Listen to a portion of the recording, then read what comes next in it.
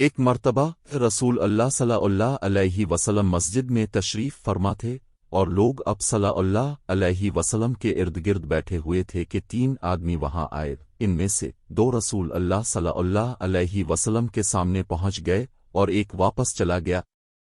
راوی کہتے ہیں کہ پھر وہ دونوں رسول اللہ صلی اللہ علیہ وسلم کے سامنے کھڑے ہو گئے۔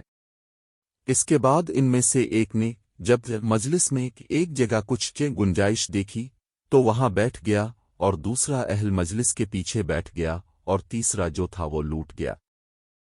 تو جب رسول اللہ صلی اللہ علیہ وسلم اپنی گفتگو سے یا فارغ ہوئے تو صحابہ رضی اللہ عنہم سے فرمایا کہ کیا میں تمہیں 3 آدمیوں کے بارے میں نہ بتاؤں؟